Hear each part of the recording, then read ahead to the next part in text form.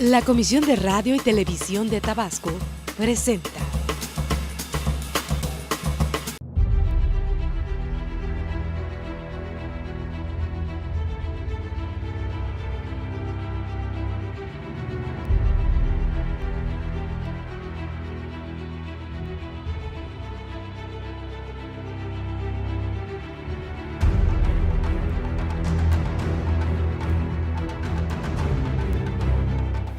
¿Qué tal? Qué gusto de estar de nueva cuenta en comunicación con todos ustedes en este programa especial en nuestro encuentro semanal en Televisión Tabasqueña y a través de la Comisión de Radio y Televisión de Tabasco. Hoy iniciamos un serial en el marco de estas conversaciones que les estamos presentando. Un serial para sentirnos orgullosos, un serial para decir también con convicción que los tabasqueños podemos lograr nuestros sueños. En lo personal es un gusto presentarles hoy al doctor Eduard de la Cruz Burelo, destacado tabasqueño quien nos recibe justamente en sus oficinas en el Instituto Politécnico Nacional en la Ciudad de México. Doctor, qué gusto. No, gracias por venir. Y gracias por aceptar platicar con Televisión Tabasqueña y con la Comisión de Radio y Televisión de Tabasco. Siempre es un gusto realmente, todo lo que tiene que ver con Tabasco realmente es algo que con gusto lo hacemos. ¿Quién es el doctor Eduard de la Cruz Burelo? Bueno, es originario. Aquí hay una discrepancia, se lo están peleando Cunduacán y Comalcalco. Él tiene 39 años de edad, es muy joven, es doctor en ciencias con especialidad en física por el Centro de Investigación y Estudios Avanzados del Instituto Politécnico Nacional, de donde también obtuvo su grado de maestro, y es licenciado en física, egresado de la Universidad Juárez Autónoma de Tabasco. Parte de la vasta experiencia profesional que a lo largo de sus 40 años ha ido sumando el doctor Eduard de la Cruz es la siguiente. A la fecha es investigador asociado en el Departamento de Física de la Universidad de Michigan. También ha colaborado, ha participado como investigador visitante en el Centro Europeo de Investigaciones Nucleares. También ha sido investigador visitante en el Laboratorio Nacional de Aceleradores Fermilab en Illinois, en Estados Unidos, y por supuesto aquí en el Instituto Politécnico Nacional. Tiene una cantidad impresionante de artículos y de estudios que han sido publicados tanto en español como en otros idiomas. Y el objetivo de platicar hoy con el doctor Eduard de la Cruz Burelo justamente es eso, transmitirle a las nuevas generaciones, a los jóvenes tabasqueños, que cuando queremos alcanzar nuestros sueños, cuando nos dedicamos, cuando tenemos perseverancia y constancia, es posible lograrlo, doctor. Pues yo creo que perseverancia es lo que más se necesita, ¿no? Realmente yo creo que uno no se imagina, uno no tiene una idea clara uno no planea qué vas a hacer y cómo vas a llegar y demás. Sin embargo, sí, una de las cosas que sí tiene que tener uno claro es que si quieres alcanzar un objetivo tienes que ser perseverante, ¿no? Sí. Muchas de las cosas que yo he observado a lo largo de mi carrera es que puedes ser inteligente, puedes ser muy brillante, pero no es suficiente. Realmente mucha de la gente que realmente tiene esa dedicación, trabajar todos los días, día tras día y demás, son los que realmente logran alcanzar algo, ¿no? La inteligencia obviamente pues es quizás un requisito, pero realmente es la perseverancia lo que te lleva a ir avanzando, ¿no? Claro, porque te hace no claudicar a tus sueños. Claro, ¿no? Por más obstáculos que se te vayan presentando. En ese sentido, yo creo que bueno, siempre es obvio que hay dificultades, ¿no? En cualquier objetivo o carrera que uno decida tomar, uno va a encontrar dificultades a lo largo del camino, ¿no? Claro. Y en ese sentido, quizás yo creo que lo mejor que uno puede hacer es buscar opciones, buscar maneras de seguir adelante y tratar de avanzar, ¿no? Entonces, Tabasco, yo recuerdo en mi época, digamos, de estudiante, no sé, primaria, fue obviamente en el pueblo donde yo crecí, pero ya para la secundaria me tenía yo que mover, ¿no? Y era levantarse a las 5 de la mañana, tomar la combi, el camión a las 6 y estar a las 7 entrando, ¿no? Y luego de regreso lo mismo, ¿no? Y trabajar por las tardes y cosas así, pero al final de cuentas te forja el carácter, o sea, te das cuenta de que que tienes que estar en todo y tienes que estar activo y tienes que avanzar y demás. Y en la secundaria yo recuerdo que llegó momentos en que pues era complicado por todo lo que uno tiene que vivir, levantarse desde la mañana hasta acostarse hasta bien tarde. Pero eso te forja el carácter y te muestra que tienes que seguir independientemente de los problemas que se puedan dar, ¿no? Claro, bueno, decíamos al principio de esta conversación que el doctor Eduard de la Cruz es muy joven, está a punto de cumplir apenas los 40 años de edad y quisiéramos continuar con esta plática con sus orígenes, doctor. Le decíamos también un poco en tono de broma que se lo peleaban Cunduacán y Comalcalco porque usted vivió su infancia en Tulipán. En Libertad. En Libertad. Sí, bueno, mi familia realmente, y estoy hablando de mis padres, o la familia de mis padres, tanto de mi mamá como de mi papá, todos ellos son de la parte de Comalcalco, pero de esta parte de Comalcalco que colinda con Cunduacán. Sí. Entonces yo nací en Comalcalco, pero a la edad de 4 años y demás, por cuestiones de trabajo, mis padres se mueven a Libertad, que está muy pegadito a la parte de las arenas de Comalcalco. Y entonces, pues prácticamente a partir de los 4 o 5 años yo desarrollo mi vida, digamos, hasta la fecha mis padres viven ahí, en este poblado, y pues cuestiones del destino, cuando decido estudiar la universidad y me decanto por el área de ciencias, pues la división de ciencias básicas de la universidad está en Cunduacán. Sí, claro, le quedaba muy cerquita, ¿no? Entonces, pues de manera natural, digamos, mi vida se desarrolla en gran medida en Cunduacán. Entonces, sí, hay gente, los que son de Comalcalco dicen, no, pues nació en Comalcalco, creció en Cunduacán. Claro. Realmente yo creo que, y eso lo aprendí después, uno es tabasqueño y no tiene diferencias, ¿no? Yo aprecio tanto Cunduacán como Comalcalco, siempre me moví alrededor de eso realmente. Claro. Entonces, no, para mí no había un borde que dijera aquí es Comalcalco, aquí es Cunduacán o acá es Cárdenas. ¿Usted es tabasqueño? Sí, punto, ¿no? Doctor, ¿cómo fue su infancia? Yo creo que fue buena, realmente yo no me puedo quejar, o sea, yo creo que la mayoría de los tabasqueños hemos pasado por ese tipo de infancias donde, pues, digo, hay ciertas limitantes, o sea, uno no puede decir que no. Afortunadamente, ahí en Libertad siempre la gente ha estado muy preocupada, y estoy hablando de la comunidad, entonces para ser un poblado de 1000 personas quizás, se tiene kinder, 2 primarias, secundaria, preparatoria.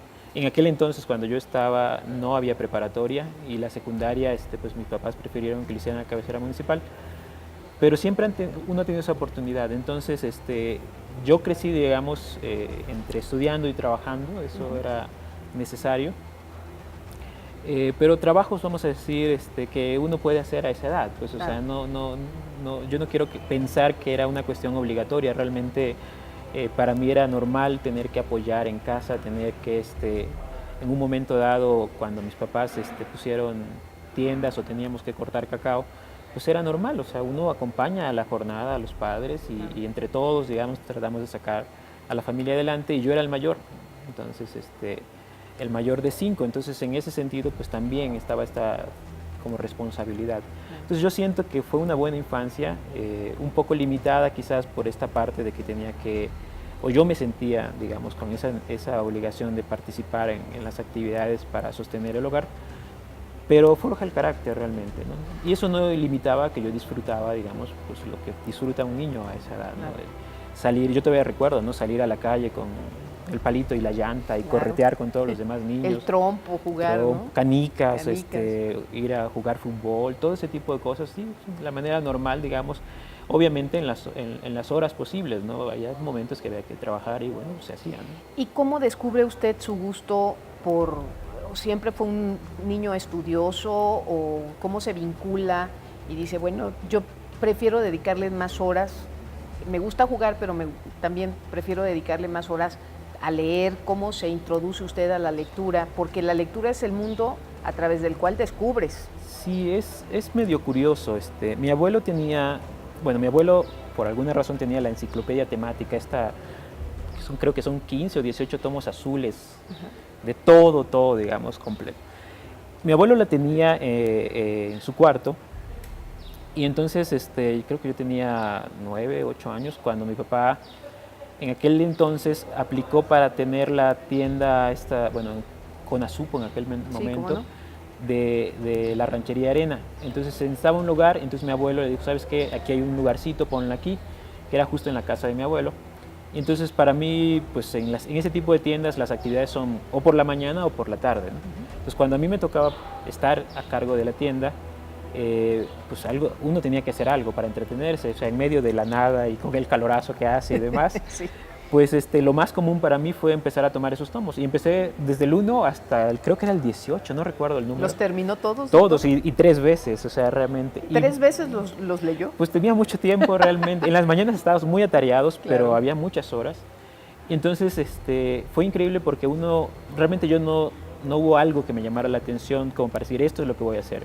Porque uno leía la parte histórica, Claro. Egipto, los mayas, los aztecas, los olmecas, y entonces decía, wow, o sea, yo decía, voy a ser arqueólogo, ¿no? Claro. Pero luego empezaba uno la parte del cuerpo humano, no, pues voy a ser médico, ¿no?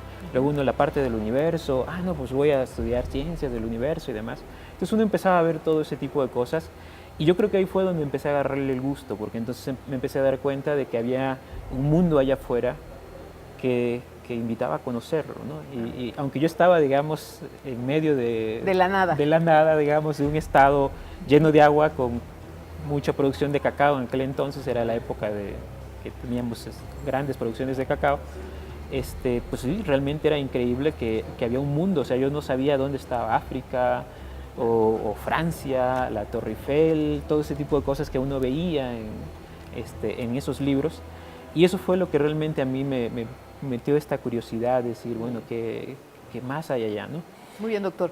Vamos a hacer una pausa y seguimos en esta conversación con usted. También recordarle al auditorio que están apareciendo en pantalla los números telefónicos a donde pueden enviarnos sus mensajes, sus comentarios, y con mucho gusto los daremos a conocer. Volvemos.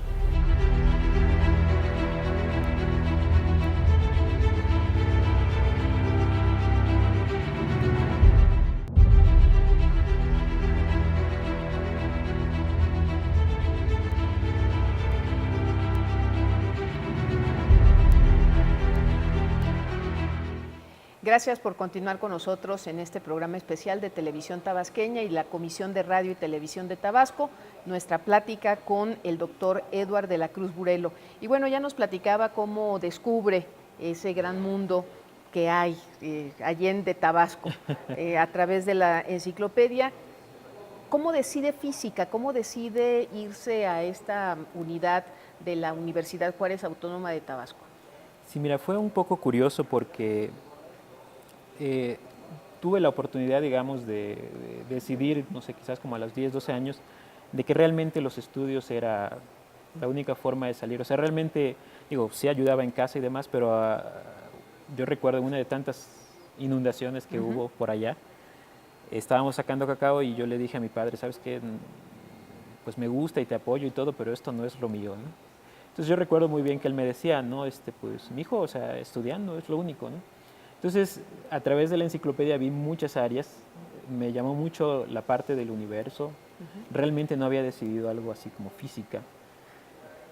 Busqué, de hecho en la secundaria me dediqué mucho a la parte de dibujo arquitectónico, de hecho pensé que iba a ser arquitecto, en la preparatoria me dediqué a la parte de contabilidad, entonces cuando salí dije voy a ser contador. Pero entonces, cuando me toca ir yo trabajaba en aquel entonces ya, y entonces me toca ir a inscribirme, y según me fui temprano, me fui a las 6 de la mañana, llegué como a las 7 allá a la ciudad universitaria. Dios mío, las colas. Era increíble, la parte donde era contabilidad daba vueltas y vueltas, ¿no? ¿De todos los que querían entrar a contabilidad? Sí, exactamente. Entonces dije, bueno, pues si no contabilidad, arquitectura, ¿no? Otra cola larguísima. Y entonces dije, bueno, a mí en general me fue muy bien en ciencias, tenía muy buenas calificaciones, secundaria, preparatoria y demás. Y entonces dije, bueno, ¿cómo qué otra cosa? Y había un área donde no había nadie. Entonces yo llegué a la ventanilla y recuerdo que le pregunto, le digo, ¿aquí se puede inscribir uno a una carrera? Y dice, sí. Dice, ¿a qué tienes que inscribirlo? ¿Qué tienes? Y me dice, aquí física, matemáticas y computación, si no mal recuerdo. Entonces lo pensé y dije, no, pues física, ¿no? Y realmente yo tenía la idea de que a lo mejor porque todavía me explicaba, la verdad debo agradecer, que era muy amable la persona que me atendió, me dice, si no te gusta física, ya que estés en la universidad, puedes buscar cambiarte a otra carrera y demás, pero el chiste es que tienes que pasar los exámenes. Entonces decidí entrar a física y curiosamente en el primer semestre fui el único físico que pasó el semestre. El único que pasó al siguiente semestre. Al segundo semestre, y me quedé. Y realmente me gustó. O sea, empecé a ver mucho de matemáticas, empecé a conocer muchas de las cosas que yo había visto en esta enciclopedia, empecé a ver que pues ya un poco más real, digamos, todo. Y me quedé en física realmente, y yo creo que no fue una mala decisión. O sea, no sé, tampoco, no creo que si hubiese decidido estudiar, no sé, contabilidad, arquitectura, de hecho psicología también lo pensé en su momento, hubiese sido ninguna mala opción realmente. Yo tengo la impresión, y esa es mi impresión personal, de que yo aprendí a aprender. Entonces, yo decidía algo y aprendía al respecto y mejoraba sobre eso. Y en física eso es muy común. O sea, uno se basa en lo que otros han hecho a lo largo de la historia y uno va mejorando y va aprendiendo y va poniendo su granito de arena. Y pues nunca lo pensé. O sea, cuando vine a ver ya estaba terminando la carrera y después estaba yo en la Ciudad de México, gracias a la Academia Mexicana de Ciencias, uno de estos programas que tienen ellos de veranos científicos. Y cuando vine a ver estaba en el extranjero y no paré. Y aquí estamos ahora ya. Y no ha parado, doctor, Sí, desde que vino a México a hacer el verano científico. Sí, es increíble. O sea, realmente ese verano me cambió mucho la visión. Porque una cosa que uno no sabe, bueno, ahora ya lo sabe, pero no tanto en aquellos entonces, es que existían las becas para estudiar. De hecho, si yo hubiese sabido que en el extranjero, si yo hablara inglés y en el extranjero, que en el extranjero hay becas, probablemente yo me hubiese ido al extranjero. Ahora ya no lo considero tan necesario, pero en aquel entonces para mí fue sorpresivo llegar a un verano científico y que aquí me dijeran, ¿sabes qué? ¿Quieres estudiar una maestría, un doctorado? Hay becas, puedes aplicar.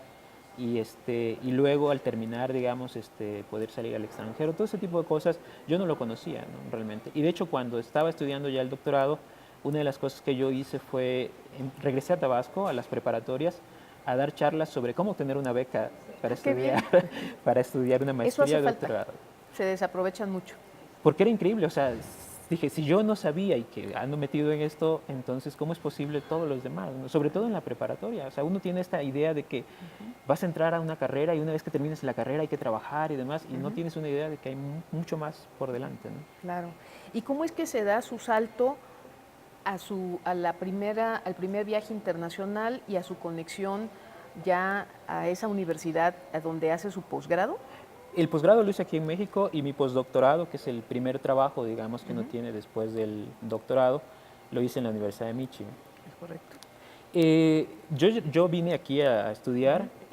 Aquí el Cinvestav maneja un programa que llaman doctorado directo. Si uno presenta exámenes y uno sale sobresaliente, te eximen la maestría y te dejan hacer el doctorado directamente. Yo vine, cuando presenté exámenes, esencialmente saqué, en aquel entonces todavía eran letras, entonces yo saqué 3 A más y un A, y entonces me dijeron, ¿sabes qué? Haz el doctorado. En el doctorado aquí es muy común, el Cinvestav tiene muchísimas colaboraciones internacionales, yo mismo ahora como profesor tengo muchas colaboraciones internacionales, y en aquel entonces estaba la oportunidad de irme una estancia de 6 meses a trabajar en este laboratorio de aceleradores Fermilab en Estados Unidos, que es el más grande que existe de aceleradores en Estados Unidos y que estaba en boga en aquel entonces. Me voy 6 meses sin hablar inglés. En ese tiempo todavía no hablaba inglés. Nada, o sea, podía yo leer, pero en Tabasco no se acostumbraba realmente. Claro. O sea, ¿quién me iba a decir que yo tenía que aprender inglés? Aprendí inglés en Estados Unidos. Entonces me voy para allá 6 meses, les gusta mucho mi trabajo y me terminan pagando 2 años y medio más y me quedo 3 años trabajando en el laboratorio y regreso nada más a México a graduarme. Y ya que estaba yo aquí, recibo una llamada por teléfono que alguien me buscaba. Y a mí me extrañó porque me llega un mensaje a mi computadora de un profesor al que yo estimo mucho, muy respetado en Estados Unidos, que me dice, Edward, te busca un Big Boss. Y cuando alguien pone un Big Boss de Estados Unidos es un Big Boss, alguien muy importante. Y resulta que era un profesor muy, muy conocido, el doctor Homer Neal, que fue rector de la Universidad de Michigan. Y de hecho el año pasado terminó su ¿Rectorado? No, terminó, era presidente de la American Physical Society, que es la asociación de físicos pues, más importante del mundo, ¿no? Y resulta que el profesor de la Universidad de Michigan necesitaba a alguien y él acostumbra a hablar por teléfono. Levanta el teléfono y le habla y resulta que dos lugares, dos experimentos, uno en Japón y otro en Estados Unidos, le dieron mi nombre para lo que él quería. Me llamó por teléfono y dice, quiero que vengas a trabajar para mí. Y entonces... ¿Y qué sintió, doctor? No, créame que yo era muy práctico y le digo, ¿cuánto paga? Y entonces me dice, no, pues tanto. Le digo, no me alcanza, tengo familia, ¿no? Ya estaba casada. Ya estaba casado, tenía ya mis dos niñas nacieron en Estados Unidos, mi segunda niña acaba de nacer.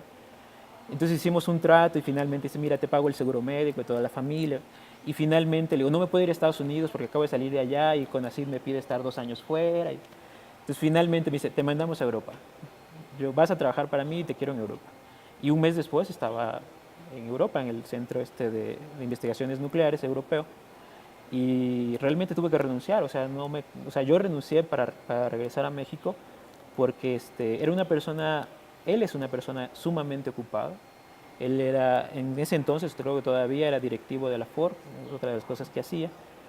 Tiene una historia increíble y es una persona a la que yo creo que tuve muchísima suerte porque uno aprende enormidades de ese tipo de personas. Una persona que da una orden con la sonrisa en la boca y todo el mundo corre.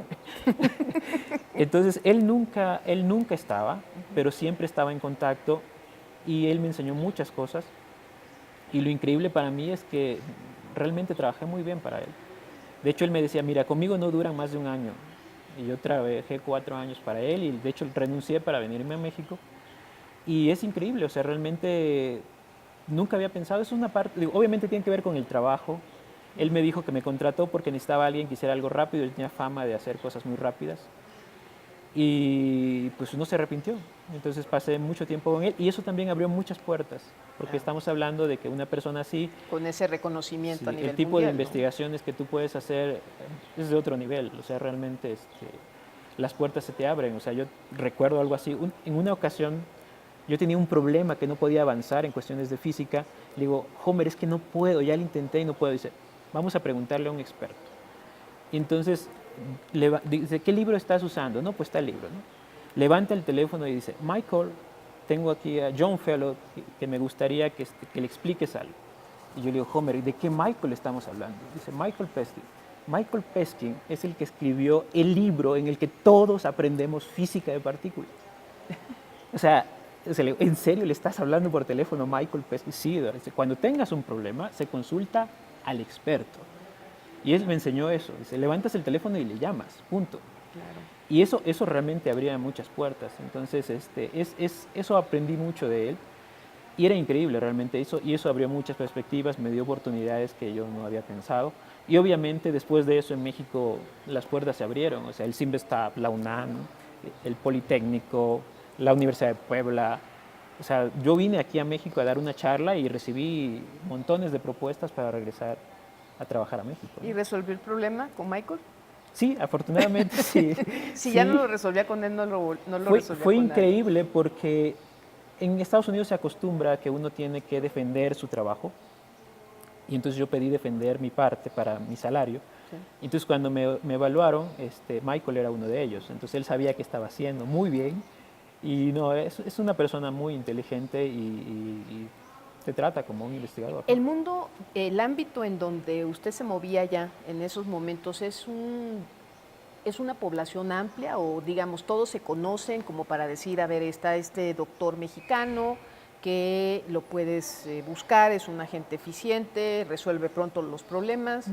Yo creo que a nivel mundial debemos de ser 20,000, 25,000. O sea, no es pequeño, pero tampoco es tan grande. Es tan grande. Pero sí lo que sucede es que la gente clave, me refiero a las personas que coordinan y demás, si tu trabajo es un muy buen trabajo, te conocen y es muy común que eso suceda. O sea, ellos dicen, mira, ¿quieres resolver eso? Él es el indicado, ¿no? O sea que ahora usted ya puede levantar el teléfono y hablarle a ellos. Sí, en general, de hecho es como funciona. Mis estudiantes, por ejemplo, yo, ¿sabes qué? Necesito esto, ¿no? Yo acabo de unirme a un experimento en Japón.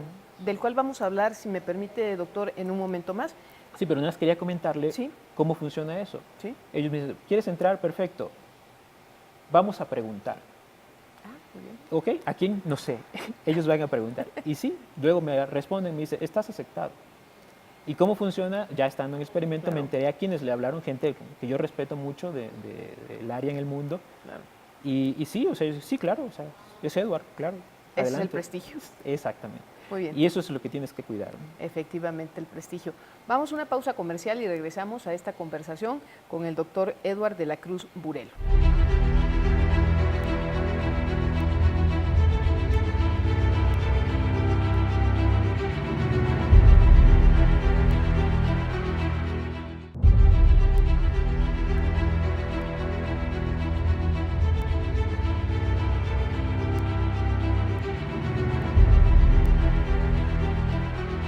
Gracias por continuar con nosotros en esta conversación con el doctor Edward de la Cruz Burelo, hoy en Televisión Tabasqueña, a través también de la Comisión de Radio y Televisión de Tabasco. Por cierto, hay que comentarlo que el doctor Edward de la Cruz Burelo ha recibido una cantidad muy vasta de reconocimientos, tanto nacionales como internacionales. El gobierno del estado de Tabasco, del licenciado Arturo Núñez Jiménez, en el año 2013 le entregó un reconocimiento y también se ha hecho acreedor en el año 2014 a el Juchimán de Plata por parte de la Universidad Juárez Autónoma de Tabasco, por cierto, su casa de estudios. Sí, Usted es exacto. orgullosamente Juchimán. Exactamente, sí. Yo ¿No? eso es algo que presumo y de hecho tiene que ver y aparece en muchos lados realmente la parte de ser Juchimán, ¿no? Vamos a presentar tomas de su oficina, donde tiene ahí en un lugar muy especial estos reconocimientos, como el reconocimiento de la Universidad de Michigan. Sí, sobre todo, pero sobre todo los de casa. Yo creo que es muy difícil realmente que te reconozcan tu trabajo en casa. Eso es lo más Exactamente. complicado después. Pero afortunadamente sí, así ha sido. Doctor, pues ahora nos gustaría mucho que nos hablara sobre estas grandes investigaciones en las que usted ha participado, ha hecho equipo con otros colegas suyos de diferentes partes del mundo. El Gran Colisionador de Hadrones. ¿De qué se trata, doctor? Sí, mira, uno lo puede ver es como un microscopio, pero es microscopios, cuando uno quiere ver dentro de algo, uno lo que hace es, en el caso de los microscopios normales, es la luz, y tan profundo que entre la luz es lo que logramos ver. Desafortunadamente la luz no puede penetrar tan al fondo, entonces este tipo de microscopios lo que hace es, yo digo que es lo mismo que hacen los niños cuando uno quiere ver qué hay adentro de sus carritos, ¿no? Pues los tira contra la pared y los hace trizas, ¿no? Y ve qué tiene adentro. El Gran Colisionador de Hadrones es un anillo circular de 27 kilómetros, o son dos anillos en uno realmente. En un sentido, en este caso se usan protones, se pueden usar electrones, y en el otro sentido también protones, y van a velocidades increíblemente altas. Estamos hablando de que es velocidades casi la velocidad de la luz. Entonces, lo que hacemos es seleccionamos un punto en el cual esos dos corrientes que tenemos las hacemos chocar para ver qué tienen adentro esas partículas, esos objetos microscópicos, qué es lo que tiene adentro. Es decir, su especialidad es lo micro. Más micro que pueda imaginarse, de hecho. Y entonces, digamos, yo estudio la materia, pero al nivel más pequeño, más fundamental. Entonces hacemos esos choques, hacemos 40 millones de choques por segundo, para que se dé una idea, o sea, es muchísimo. Y entonces para poder ver esos choques tenemos que usar cámaras fotográficas, pero son cámaras fotográficas diseñadas por nosotros muy especiales, de 5.000 toneladas, y si lo habláramos en píxeles, de 800 millones de píxeles, ¿no? Que nos toman años y años construir, y necesitamos muchas de las tecnologías que luego se usan en física médica, salen de ahí precisamente, porque nosotros construimos eso y luego ya que sabemos usarlas, pues se usan en otras áreas. Y entonces la idea de eso es que esas grandes cámaras que tienen el tamaño de una catedral nos permiten saber qué sucede en cada uno de esos choques. Y entonces de esas fotografías nosotros podemos investigar cómo funcionaba el universo cuando comenzó, milésimas de segundo después de la gran explosión, y entonces conocer lo que nosotros llamamos las fuerzas fundamentales, es decir, cuáles son esas fuerzas que existen en la naturaleza, como la fuerza magnética, la eléctrica, y entonces cuando las conocemos sus propiedades, bueno, la idea es que una vez que podemos establecer reglas, entonces pues ya se pueden enseñar en las escuelas, y bueno, ya se puede usar para desarrollos tecnológicos, ¿no? En ese sentido. ¿Su participación en esta investigación fue en Estados Unidos o en Europa? Mira, yo empecé en Estados Unidos. Antes el laboratorio principal, que era Fermilab, era el que estaba funcionando en Estados Unidos. Yo hice mi posgrado, mi doctorado, estando allá, siendo de estudiante mexicano. Y cuando terminó, Fermilab estaba cerrando y estaba abriendo, porque Fermilab es 6 kilómetros. Entonces el más grande, que era el de 27, se acaba de terminar de construir en Europa. Y entonces lo más natural es que yo me fuera al siguiente, digamos, de la siguiente generación, que era en Europa, y me contrata la Universidad de Michigan para irme para allá, ¿no? Y realizar investigaciones. Y yo hasta la fecha sigo siendo investigador asociado en estos experimentos, digamos, allá en Europa, ¿no? Porque no existe otro en el mundo, realmente. O sea, Que es en la época en que vive usted en Suiza y en Francia. exactamente. Yo, estando allá, paso 4 años allá, un año viviendo en Suiza, en Ginebra, luego me paso a la parte francesa y muy cerca en Ferney-Voltaire, y pues allá, digamos, desarrollo mis experimentos, y de ahí sigo trabajando aquí con mis estudiantes. Normalmente voy a Europa 1 o 2 veces al año, mis estudiantes se pasan 6, 7 meses allá, pero la idea, digamos, es que lo puedo hacer ya de manera remota estando yo acá, digamos. Solamente voy cuando tienen necesidad de mi presencia, y cuando hay que hacer mucho trabajo, pues hay que ir, ¿no? Pero sigo participando todavía. Doctor, ¿esta participación de usted en el Gran Colisionador de Hadrones va vinculado con el descubrimiento del bosón de Higgs? Sí, este bosón de Higgs, o la partícula de Dios, como algunos la conocen, era algo que se buscaba por muchos años, y está relacionado a conceptos fundamentales de lo que nosotros conocemos como la materia, como la masa. Entonces, es una idea que se propuso hace muchos años ya, hace casi 40 años, y se tenía pues como 25 buscándolo. Y de hecho este gran colisionador se construyó con la idea de verlo. Y de hecho yo tuve la oportunidad de trabajar en los 2 experimentos que lo vieron, porque cuando yo trabajaba para la Universidad de Michigan, yo trabajaba en el experimento Atlas, que es uno de los 2 que está ahí. El otro experimento se llama el CMS, de Compact Muon Solenoid, y cuando yo regresé a México, yo no pude continuar en Atlas porque los grupos mexicanos estaban en el otro experimento. Entonces yo me tuve que cambiar de experimento.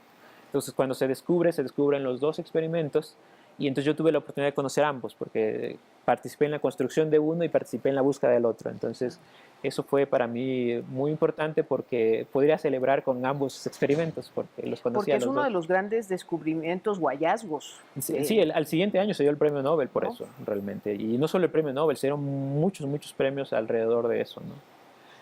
Y alrededor de esto es donde usted estuvo trabajando. Exactamente, es mi área de investigación en ese sentido. ¿Qué le deja este trabajo especialmente? Mira, para mí es un área interesante porque son grupos muy grandes y de gente muy brillante. Estamos hablando de 3.000, 4.000 científicos juntos trabajando, construyendo nuevas tecnologías, nuevas ideas.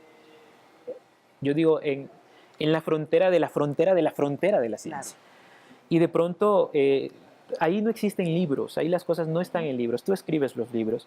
Para mí era muy común, yo me tomaba 10 cafés al día, porque de pronto llegaba alguien y dice, oye Eduardo, tengo esta idea, vamos a platicar, y te sientas a tomar un café.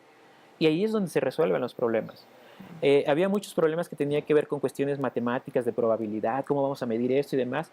Y de pronto estaba sentado con las 2 personas que escribieron los libros donde yo aprendí a estudiar eso. Cuando yo estaba en la universidad o en el doctorado, esos son los libros. Y de pronto le pregunto, ¿pero por qué no está eso en tu libro? Y dice, porque lo acabo de hacer, lo acabo de inventar anoche. Y dices, wow, y entonces ya tú anotabas y demás. Entonces te das cuenta que estás escribiendo las cosas.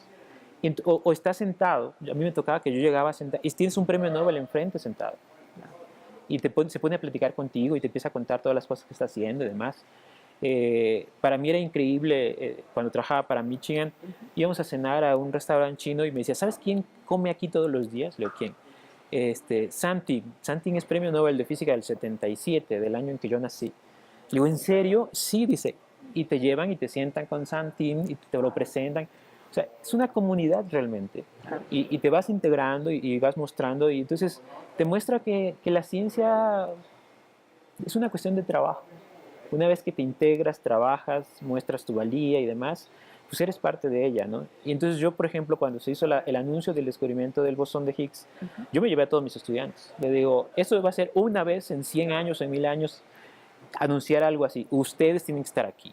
O sea, ustedes participaron y demás, tienen que estar aquí. Y me los llevé a todos, ¿no? Digo, pues eso habla de su generosidad, doctor. Pues es que yo tengo la impresión, esa es la única manera en que uno siembra la semilla de la curiosidad, de agradecimiento realmente. O sea, uno no puede esperar que una persona sea agradecida no conmigo, porque yo les digo, no, esto no es mi dinero.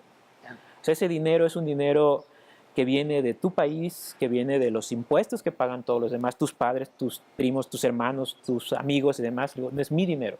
Lo único que yo hice fue argumentar ante la gente, ante el CONACYT y demás, que esto es importante, ellos lo creen, nos dan el apoyo, pero no es mi dinero. Entonces le digo, tienes que estar agradecido con tu país. Entonces la única manera de sembrar ese tipo de agradecimientos para que ellos entiendan que tienen que luchar por su país es precisamente mostrarles que su país los hace estar en los lugares importantes en el momento correcto.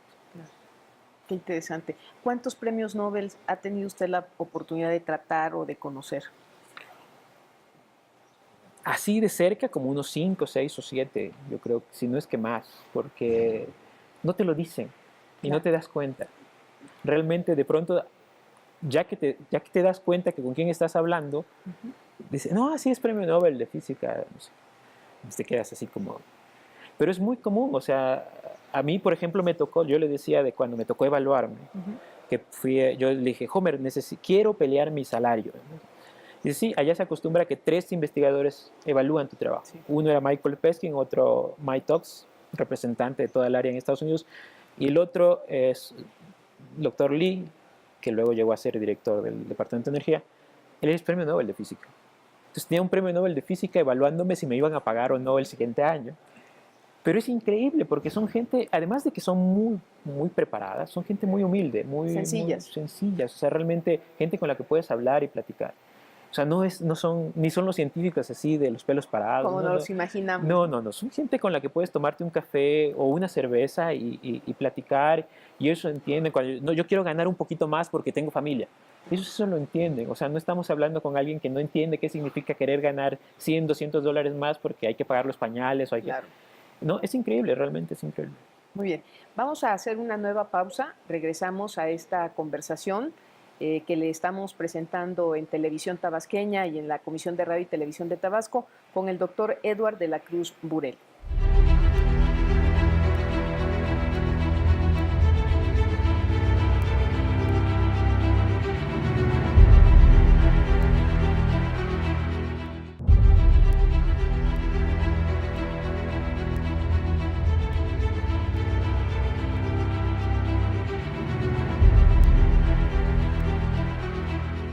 Gracias por continuar con nosotros en Televisión Tabasqueña y en la Comisión de Radio y Televisión de Tabasco. Les recuerdo nuestros números telefónicos a los cuales pueden enviar sus comentarios, sus mensajes, para que sus paisanos de Comalcalco y de Cunduacán puedan felicitar al doctor Eduard de la Cruz Burel. Lo están apareciendo constantemente en sus pantallas.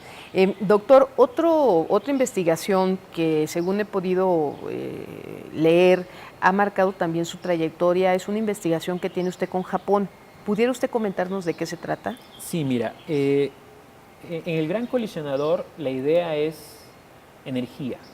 O sea, es como cuando, si uno quiere desbaratar, digamos, algo, digamos, pues la mayor energía y el choque es lo más energético posible. Pero no es la única manera. La otra manera, cuando uno quiere desbaratar algo, es tirar muchas veces y pegarle muy rápido hasta. Es como cuando uno quiere eso, o rompes algo a un martillazo o agarras el rotomartillo, ¿no? Claro. Esa se construyó en Japón. Es una tecnología distinta. Es la tecnología de menos energía, pero muy seguido y muy rápido. Mucha intensidad. Mucha intensidad, exactamente. Esa es la palabra, intensidad. Eso se construyó en Japón. De hecho, se da un premio Nobel en el 2008 gracias a eso. Entonces, se abre la posibilidad de una segunda fase después del premio Nobel del 2008 en Japón, y entonces los japoneses abren una invitación internacional. Nosotros no atendimos a la invitación, me refiero a México, a primera instancia, pero ya después, ya que estaba todo empezando, andando, por ahí del 2010, 2012, empezamos a hablar en México sobre la posibilidad de participar no solamente en lo que nosotros llamamos la frontera de la física energética, sino la frontera de la física, pero de intensidad. Y entonces fue cuando surge esta idea, ¿no? Y dije, bueno, yo tengo que hacer mi grupo, tengo que empezar a ser independiente desde el punto de vista de yo solo, digamos, buscar otras fronteras. Y entonces pedimos la oportunidad de participar en Japón. Y entonces ahí fue cuando ellos, pues digo, bueno, ¿qué puedes hacer? ¿Cómo lo harías? Y demás. Y entonces pues ya mandamos nuestras cartas, juntamos gente aquí en México, el Sinvestad por parte del Politécnico, el Instituto de Física por parte de la UNAM, también se nos unió la Universidad de Puebla, se nos unió también la Universidad de Sinaloa. Y entonces preparamos una propuesta, la enviamos y ellos, ¿cómo funciona esto? Dice, bueno, vamos a pedir recomendaciones. Las pidieron, afortunadamente las recomendaciones fueron muy buenas y nos avisaron, de hecho nos avisaron, si no mal recuerdo, como el 1 de julio del 2013, nos dicen, están aceptados, ¿no? Y aceptamos el proyecto que han propuesto para trabajar, ¿no? Y entonces, afortunadamente también para eso, CONACYT reconoció la importancia de eso, nos da uno de estos proyectos gigantes que tiene de fronteras de la ciencia, de hecho es muy, muy ad hoc a lo que estábamos haciendo, y empezamos realmente a hacer todo eso, y justo hace 2 días, bueno, ayer y antier, tuvimos nuestra primera reunión sobre la física que se va a hacer, o las investigaciones que se van a hacer, y trajimos gente de todo el mundo para discutir aquí. De hecho fue por invitación, o sea, no era participación abierta, tenías que estar invitado. Asistieron alrededor de 50 investigadores, la mitad de ellos extranjeros, de discutir qué podemos hacer ahí. Para este proyecto. Para este proyecto, sí. Y sobre todo los mexicanos, o sea, qué podemos hacer los mexicanos en este proyecto. Y entonces, así fue como nos unimos, digamos, y entonces ya mi grupo, digamos, y digo mi grupo en el sentido de que pues ya soy la cabeza de un grupo, pues ya participando desde el 2013, y eso nos ha permitido hacer montonales de cosas. Aquí en México, sobre todo, desarrollar tecnologías aquí en México, tarjetas, controladores. Tenemos un nodo que le llamamos de computadoras de la nueva fase de Internet. Todo eso está funcionando ya aquí. Hacemos un monitoreo mundial de qué pasa con todos los demás nodos en el mundo. Y realmente nos ha ido bastante bien. Y seguimos participando, digamos, y ese es mi proyecto, digamos, el que sigue actualmente, ¿no? A nivel global, ¿cuántas personas o cuántos investigadores más bien están participando en este proyecto de Japón? ¿Cuántas naciones? Mira, naciones son alrededor de 20 naciones, investigadores ya somos como 700, 800 investigadores alrededor del mundo, cerca de 40, 45 instituciones de todo el mundo, ¿no? Esencialmente. Curiosamente, de América solamente participa el norte, ¿no? México, Estados Unidos y Canadá. Pero México está ahí, ¿no? Realmente. Y en ese tipo de investigaciones, doctor, ¿cuándo se llega a su fin? ¿O cuál es el objetivo final? ¿Cuándo dicen, bueno, esta investigación ya terminó, ya logramos? Proyectamos, tiene que ver con la cantidad de datos que podemos guardar, y proyectamos funcionar por lo menos unos 10 años. 10 años. 10 años. Y después de 10 años, pues uno reevalúa la necesidad, o si hay que buscar nuevas tecnologías o algo nuevo, pero mínimo esto va a estar funcionando. Comenzamos el próximo año realmente la toma de datos, de aquí al 2028 más o menos. Y en este lapso de 10 años se seguirán dando productos que se puedan ir incrustando en servicios, en industrias, en otros rubros de la actividad en México. Sí, y no solo eso, de hecho hay una conexión que tiene que ver con eso y lo que hemos hecho antes, que termina en Tabasco. Y es el hecho de que la cantidad de datos que uno maneja ahí son enormes, enormes. Si uno agarrara y guardara, imagínese un de estos discos compactos. Sí. Si uno agarrara y guardara, llenara un disco compacto con esa información y fuera poniendo uno sobre otro, la torre de discos llegaría de aquí a la Luna en menos de un mes. O sea, es una cantidad inmensa de datos. Entonces, la gente que trabajamos ahí somos personas que aprendemos a manejar grandísimas cantidades de datos, esto que le llaman Big Data, ¿Sí? que ya ahora lo usan para todo. las cosas. Aprendemos reconocimiento de patrones, búsqueda de cosas infinitesimales, o sea, aprende uno a extraer información de donde parece que no hay nada, ¿no? Y eso uno lo puede aplicar en todos lados. Yo tengo estudiantes que se han graduado y trabajan en la banca, o otro estudiante que se graduó y trabaja en una empresa de energías renovables, de gerente. ¿Por qué? Porque tienen la experiencia de extraer información donde parece que no hay nada. Y eso de ahí surgió la idea de cómo llevar eso a Tabasco. Claro, que es el otro proyecto que traíamos en Puerta a Preguntar. Exactamente. Resulta que el problema que tenemos, yo creo, en Tabasco es que pues llueve mucho. Muchísimo. Aunque este año es seca, doctor. Sí, pero esas secas nuestras no tienen mucho que ver con otras, ¿no? Pero ¿qué sucede? El problema es que tenemos información, pero tenemos información muy dispersa. Muy bien. Y luego, cuando uno habla del clima, la información no es una información certera. Uno puede decir que llueve hoy y no necesariamente va a llover mañana. Y ahí es donde entra esta gran cantidad de datos que uno puede estudiar y extraer patrones que parece que no existen ahí. Y entonces ahí fue cuando surgió la idea de que nosotros deberíamos de aplicar lo que sabemos a un problema que para mí es fundamental en el Estado. Y es que no puede ser que de pronto nos inundemos. No hay infraestructura que resista. Claro. O sea, yo he visto todo realmente lo que se ha intentado hacer en Tabasco. Entonces yo le decía a muchos colegas allá, le digo, es que tenemos que regresar a una cultura del agua. O sea, el agua no es el problema. O sea, somos parte de esto y la pregunta es qué vamos a hacer con el agua, sobre todo cuando nos caen esas lluvias torrenciales y no podemos hacer nada. Bueno. Y entonces, una de las cosas que a mí me surgió en mente es que es increíble que la gente se está inundando y le dices que se tiene que salir. ¿Y no se sale? Y no se sale. Claro. Y eso agrega una variable más a la problemática y es que uno no solamente tiene que pensar en salvar cosas, uno tiene que pensar que existe una cultura en la sociedad y hay que tratar eso como una cuestión social también. O sea, hay gente que quizás no vaya a tener mucho que perder, pero va a perder sus fotografías, su única estufita, su única cama, su casita de lámina si quieres, pero eso es todo para ellos. Claro. Y entonces cuando uno ve ese tipo de cosas, uno tiene que entender que uno no le puede dar el mismo valor como lo hacen muchas empresas. Dice, vamos a medir el riesgo. Y el riesgo es cuánto se va a perder en dinero. Claro. Cuando uno habla de riesgo social, vale lo mismo para una persona que solamente tiene una casa de lámina que una persona que tiene una mansión. Al final de cuentas, los dos pierden su hogar. Y ese es el tipo de cosas que uno no puede cuantificar con dinero. Entonces, y son variables distintas. Y entonces empezamos con esta idea de crear un sistema de alertas que le permita a la gente salvaguardar aquellos tipos de cosas. ¿Cómo lo podemos hacer? Hay información por todos lados. Está en Twitter, en Facebook. Conagua tiene mediciones en vía satélite del nivel de los ríos. Podemos saber si está lloviendo en Chiapas. Podemos simular qué va a pasar. Ya lo estamos haciendo en Tabasco. Hacer simulaciones que nos dicen si está lloviendo tanto en Chiapas, en el río tal, y está aumentando tanto, en 3 horas nos va a hacer subir acá y se va a desbordar a tal cosa. Podemos incluso simular por qué calle se va a ir el agua. Todo eso lo podemos hacer. ¿Por qué? Porque es Big Data, es grandes cómputos que nosotros también manejamos.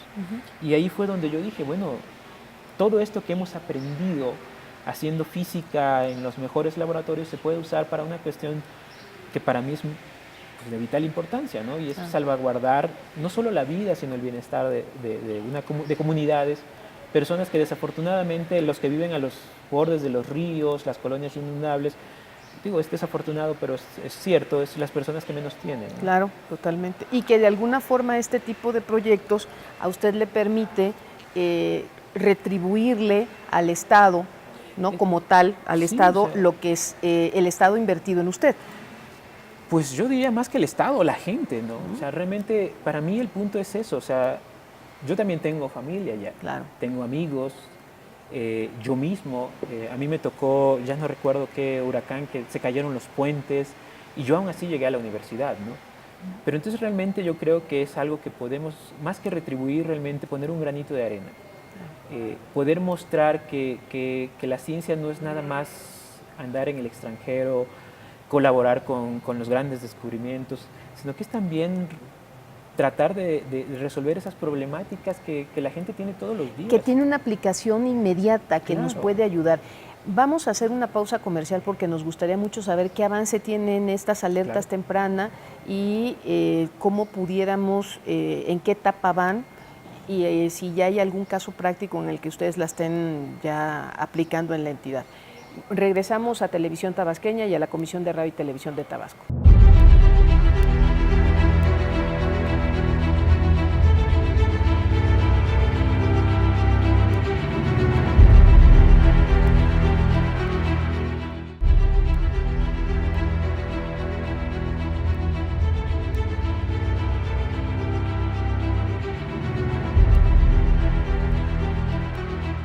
Gracias por continuar con nosotros en esta conversación con el doctor Eduard de la Cruz Burelo. Doctor, pues qué interesante que ya se esté aplicando lo que usted ha aprendido, lo que ha brevado en el extranjero a través de este proyecto de las alertas tempranas en Tabasco, sobre todo para tener la posibilidad de alertarnos, válgase la redundancia, de las urgencias en los tiempos de lluvia. ¿En qué etapa va su investigación? Sí, mira, nosotros planeamos hacer, bueno, la idea original es hacer como un núcleo que permita absorber información de todos lados.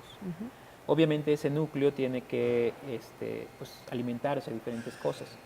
Lo primero que pudimos hacer fue platicar sobre todo con Protección Civil, con Conagua en el estado, y entonces nos enteramos de que ellos ya tenían mediciones vía satélite, sobre todo de temperaturas, precipitación, niveles de los ríos y demás, todo a lo largo de la cuenca del Grijalba y del Usumacinta. Pero estaba guardado en un servidor. En un USB. Sí, en algún lado. Entonces pedimos información, pedimos acceso y creamos un portal. Y de hecho también el INEGI fue muy amable de darnos información geográfica, de tal manera que el mapa es un mapa como estos de Google, ¿no? O sea, usted puede fijarse dónde está y la estación de medición y si está funcionando y todo.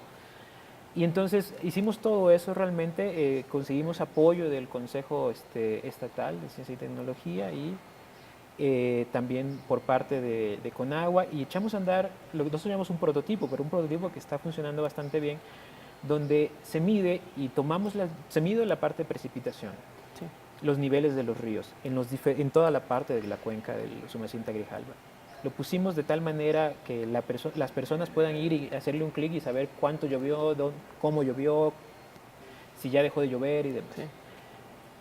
Y le pedimos a la parte de Protección Civil que ellos definieran qué significaba una alerta, qué significaba que para ellos era peligro. Entonces ellos crearon, y de colores para que la gente entendiera. Entonces ellos dijeron, mira, si el río tiene tanto y además está aquí y demás, y nos dieron toda una tabla y todo eso lo pusimos programado en esta. ¿Y qué sucede?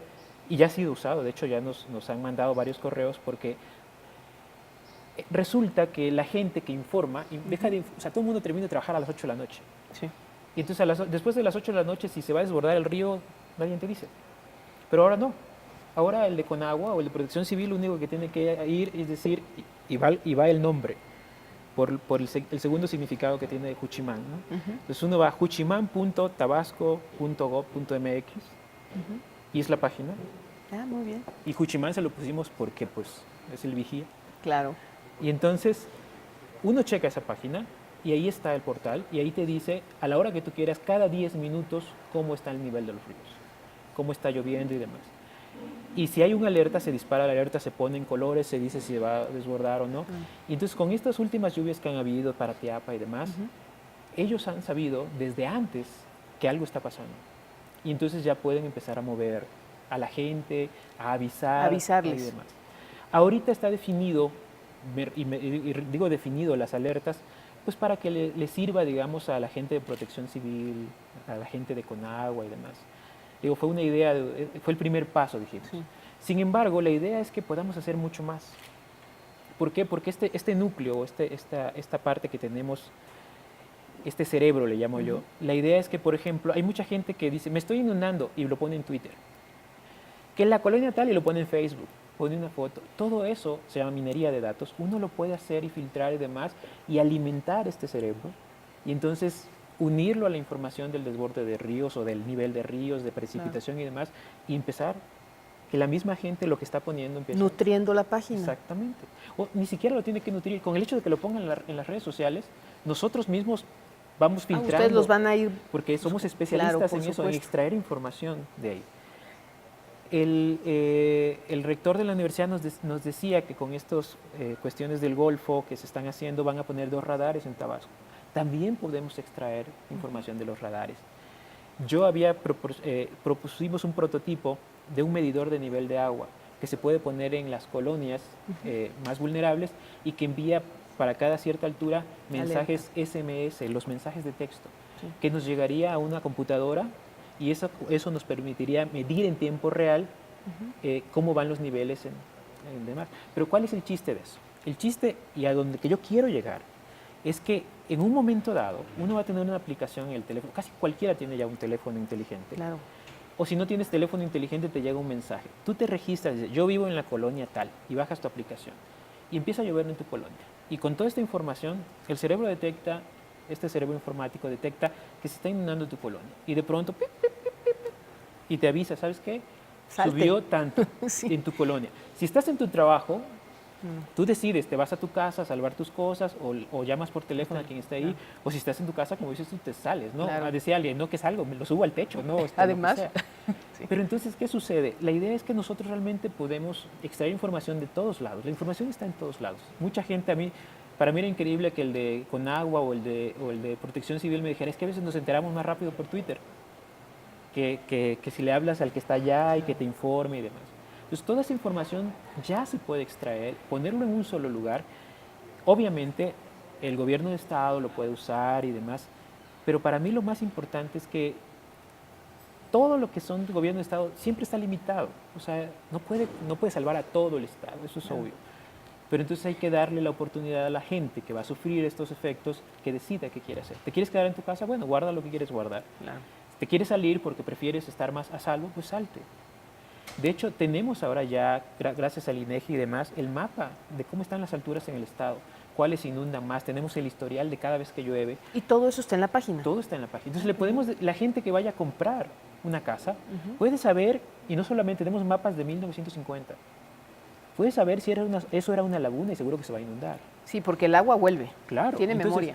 Digo, yo entiendo que no todos podemos comprar en zonas altas, ¿no? Por supuesto. Pero si tú decides estar ahí, al menos que sepas, que sabes que es un riesgo y que lo tienes que aceptar y cuidarte, ¿no? Entonces, eso, o sea, mi idea final es eso, que la gente tenga la posibilidad de saber.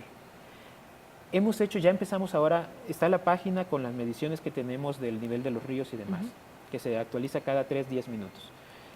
El siguiente paso que hemos dado es la simulación. Ya podemos simular.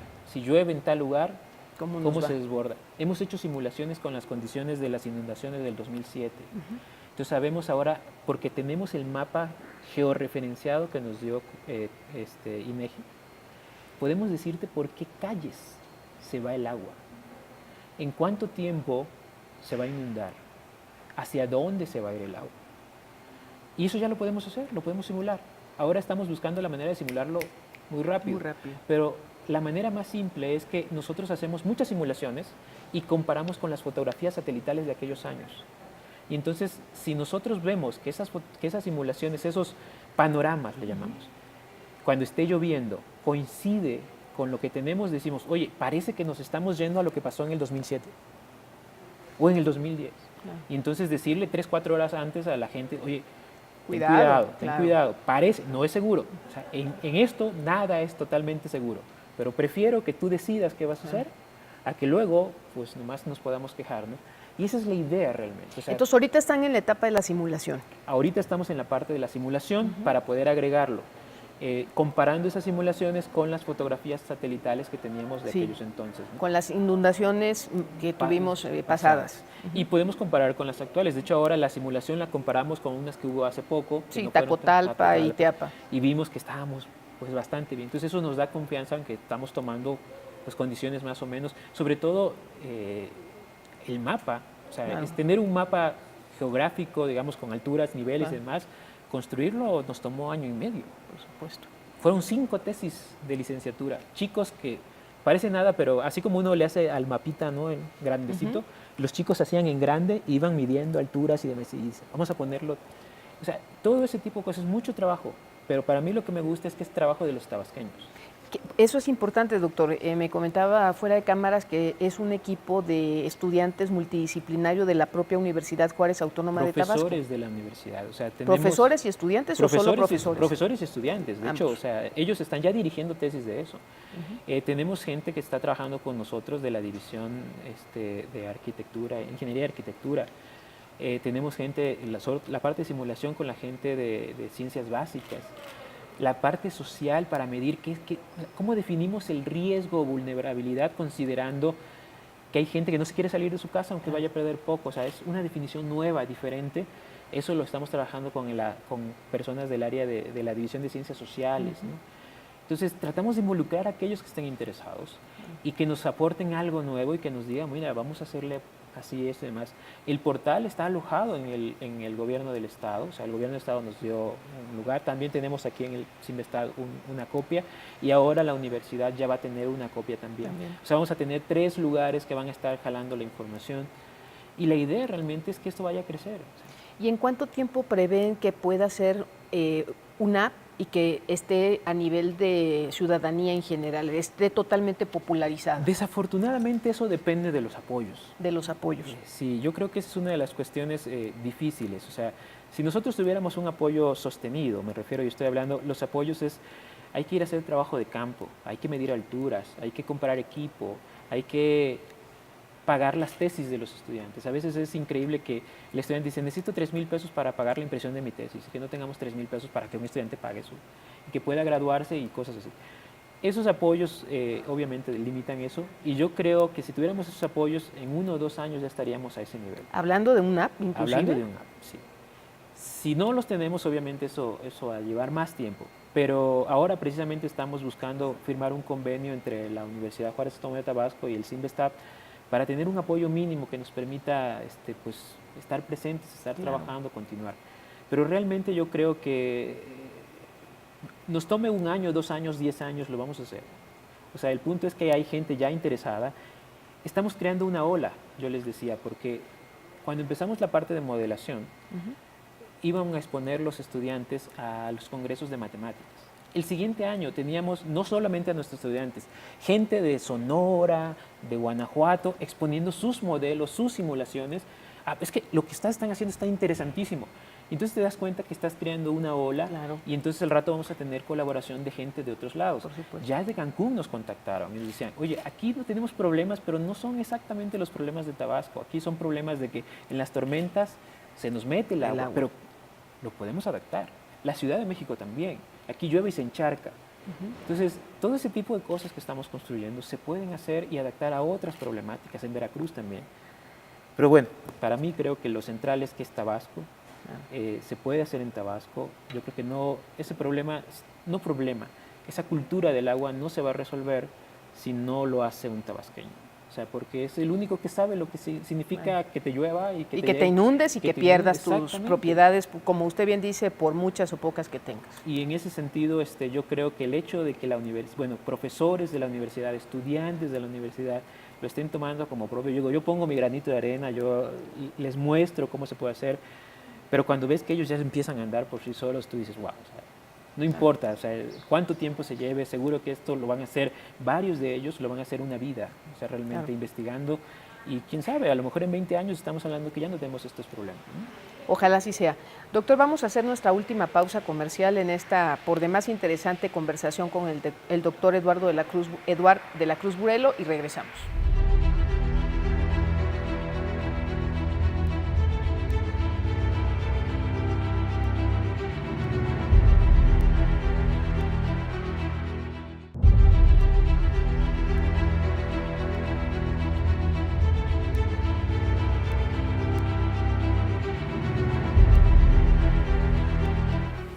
Gracias por continuar con nosotros en esta conversación que hoy les ofrece Televisión Tabasqueña con el doctor Eduard de la Cruz. Doctor, estoy segura que cuando con esta plática muchos jóvenes estarán interesados en comunicarse con usted, en contactarse. ¿Usted mantiene comunicación con los jóvenes de Tabasco? ¿De alguna forma está vinculado más allá de los trabajos multidisciplinarios que estén desarrollando ahorita con el proyecto de la alerta temprana? Sí, mira, tengo de hecho en Facebook, yo tengo muchos jóvenes, o sea, me contactan de Tabasco y me dicen, bueno, sobre todo de preparatoria muchas veces. Yo trato de digamos, aceptarlos, digamos.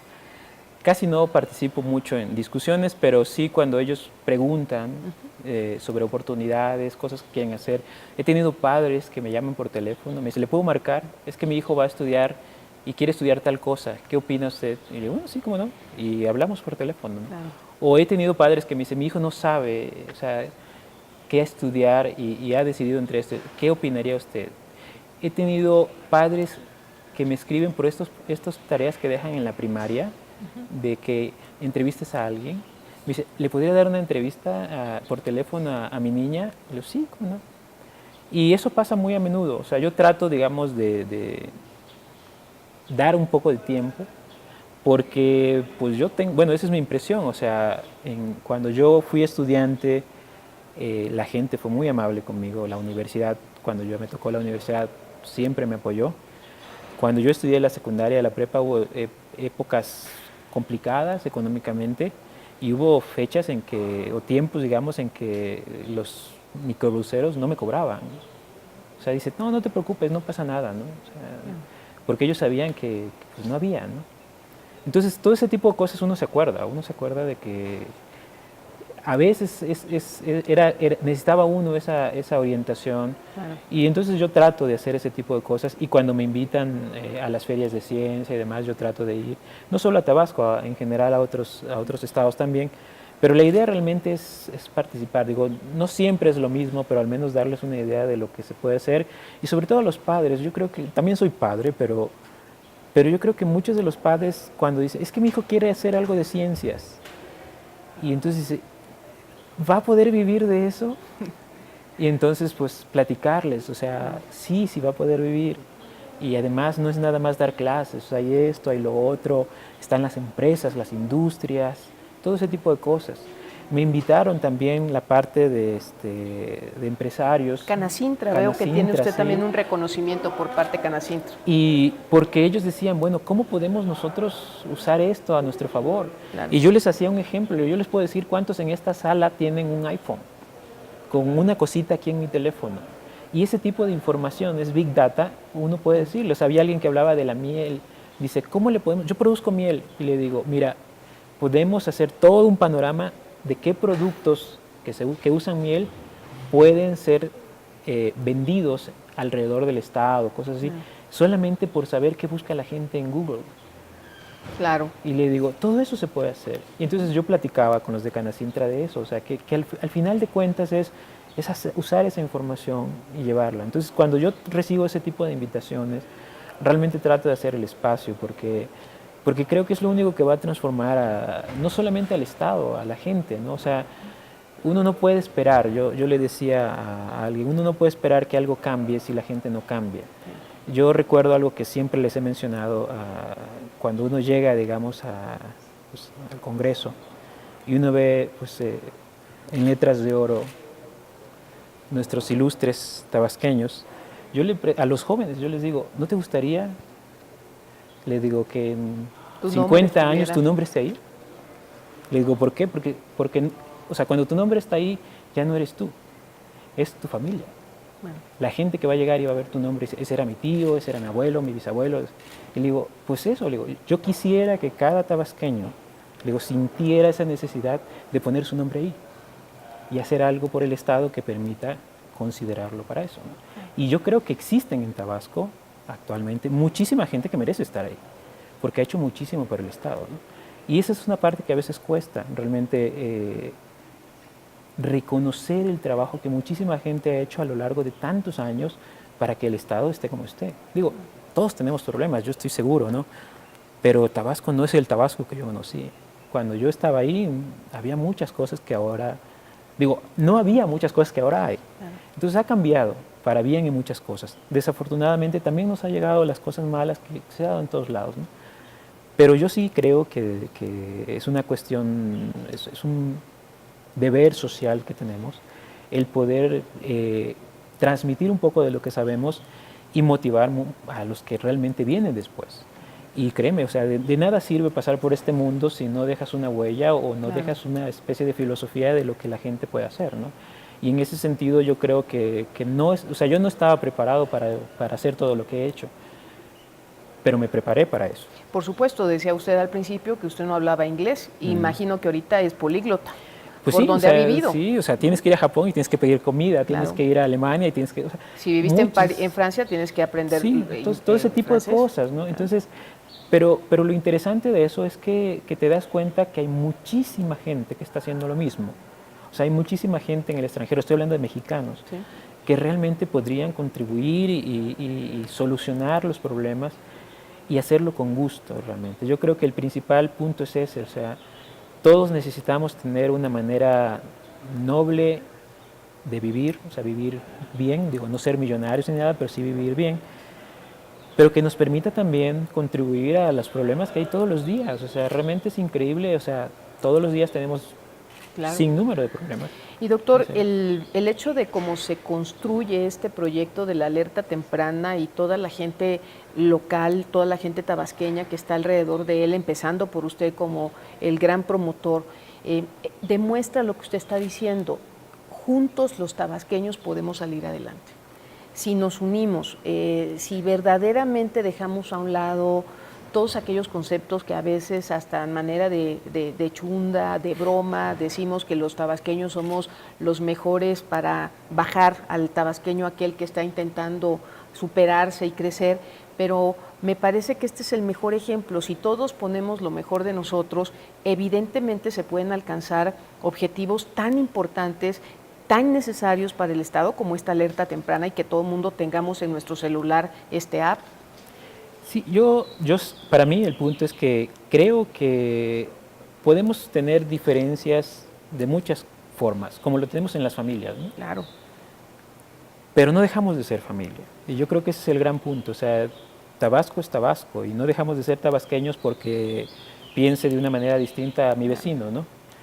Y en ese sentido, o porque ni siquiera esté en el Estado, ¿no? Entonces yo creo que en ese sentido sí tenemos que pensar un poquito más allá. O sea, realmente yo estoy totalmente de acuerdo, cada quien tiene la libertad de pensar y actuar como quiera, pero sí hay que pensar que ese es el lugar donde van a crecer nuestros hijos, probablemente nuestros nietos, donde crecieron nuestros padres, nuestros abuelos, donde probablemente estarán nuestros hermanos, nuestros amigos, y nadie lo va a ir a cuidar.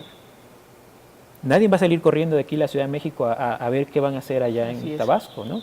No, eso no va a pasar, o sea, lo tienes que hacer tú. Y ese es el punto que la gente tiene que entender, o sea, no importa realmente quién esté de gobernador, quién esté de diputado de mi distrito, no importa realmente, es una persona nada más. Entonces no puede hacer milagros tampoco. Y obviamente, pues si está ahí y no funciona, pues nosotros lo pusimos, o sea, hay que aceptar que también nos equivocamos a veces. Pero entonces yo creo que todo pasa por el trabajo que uno puede hacer. Para mí es claro cuando pasó lo del huracán y me tocó ir, la gente levantó los puentes, o sea, no esperó si me espero a que el gobierno los construya otra vez, esto va a pasar 5 años, ni modo, hay que hacerlo, ¿no? Lo mismo, en mi poblado, la preparatoria se construyó entre la gente, se hizo de guano primero, y cuando finalmente el gobierno del estado que vio que llevaban 5 o 6 años con eso, y el gobierno federal vio también, dijo, no, estos cuates van en serio. Y órale, y se empezaron a construir, y ahorita uno llega y tienen sus instalaciones increíbles, y quieren un tecnológico. Bueno, así funciona. O sea, es la gente realmente la que mueve las cosas. Y sí, yo creo que podemos tener diferencias, pero hay que pensar un poquito en que no vamos a cambiar si no lo hacemos nosotros. Nadie va a ir a resolver nuestros problemas, y si no lo hacemos nosotros, pues así vamos a estar, cada vez va a ser peor, ¿no? Así es. Pues doctor, para ir terminando esta conversación, un mensaje a los jóvenes tabasqueños que nos están escuchando y nos están viendo a través de Televisión Tabasqueña. Yo creo que el mensaje principal es, ahora vivimos en una etapa un poco distinta. Cuando a mí me tocó estudiar, la manera de obtener información era ir a la biblioteca. Era incluso accesar a una computadora, era ir a ciertos lugares muy específicos, ni siquiera existían los cafés internet. Claro. Ahora no, ahora uno tiene celular y puede bajar cosas, los que no tienen mucho acceso pues pueden ir a un café internet, pero ya tenemos muchísima información, tanta que a veces uno se puede perder. Pero entonces uno tiene esa posibilidad de accesar al conocimiento de una manera más rápida, y a veces hasta gratuita, ¿no? Sí. Yo creo que hay que usar eso, no hay que tener miedo de lo que uno puede hacer. Al final de cuentas, yo siempre se lo decía, y es algo que yo aprecio mucho de mi estado, de la cultura de lo que es mi estado y a lo mejor de México en general, y es que lo peor que puede pasar es que te vaya mal y seguro que hay un cuarto en casa de tus padres esperándote. Y jamás te van a reclamar porque te fue mal. Te van a dar 2, 3 palmaditas, que te recuperes un poco y órale, a lo que sigue. Eso no es una situación mala. O sea, yo creo que eso es algo que debemos entender. Uno fracasa, intenta de nuevo, fracasa, intenta de nuevo, hasta que tiene éxito. Yo en las cosas que hago, las hago 100 veces y no funcionan. Y a lo mejor en la 101, en la 102, en la 103 funciona, o a lo mejor nunca funciona. Claro. No pasa nada, realmente. Yo creo que hay que perder el miedo a eso. Y algo que yo he notado es precisamente que los tabasqueños no tienen miedo. Realmente hay jóvenes increíbles que pueden hacer muchísimas cosas y hay que hacerlas. Y a los padres hay que apoyarlos. No hay que tener miedo si va a ser ciencia, ingenierías, medicina. Todas son carreras muy importantes y todas tienen su importancia y además necesidades que hay que hacer en el Estado. Obviamente todos tenemos limitantes económicas, pero una cosa que hay que entender es que el dinero se construye, se gana. Se gana. Y en ese sentido, pues no hay que tener miedo. O sea, nadie comenzó teniendo dinero para hacer las cosas. Uno tiene que ir poco a poco y La es un cultura trabajo. del esfuerzo. Exactamente. Entonces yo creo que, yo lo único que le diría a los jóvenes es que usen esa oportunidad que quizás no tuvimos algunos. Ahorita hay increíble cantidad de becas, apoyos, pero usarlos bien. O sea, me refiero, no hay que pedir el apoyo por pedirlo, hay que pedirlo y decirlo, ya lo tengo, ok, me toca usarlo y hay que usarlo bien.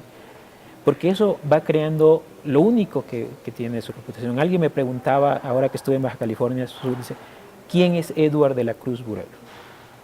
Y yo le dije, es Eduard de la Cruz Burelo. Cuando yo empecé en esto, tú decías Eduard de la Cruz Burelo, y luego tú vas a Google y pon Eduard de la Cruz Burelo y te encuentras 10.000 páginas.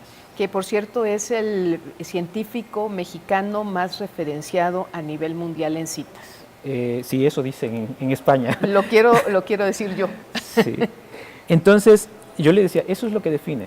O sea, lo que tenemos que entender es que ya nuestros padres nos dieron apellidos, nos escogieron un nombre y es nuestro trabajo hacer que eso trascienda y hacer que adquiera una definición por sí misma, ¿no? Y obviamente eso va a llevar detrás todos los lugares donde estuvimos. Cuando alguien habla de mí y dice, ¿dónde estudiaste? Les receto todas las escuelas por donde pasé porque todos tienen que ver en esto. Y en ese sentido, la UJAT es grande, Colegio de Bachilleres es grande, las secundarias que tenemos son grandes gracias a la grandeza que obtienen la gente que salió de ahí.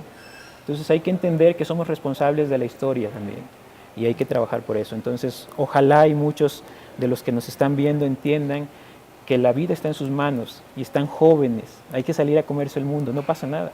Si uno falla, regresa a casa, punto. Te dan tus 2 palmaditas y tu vaso de pozol. Exactamente. Con dulce. Exacto. Muchísimas gracias, doctor, Gracias por a esta ustedes. enorme conversación.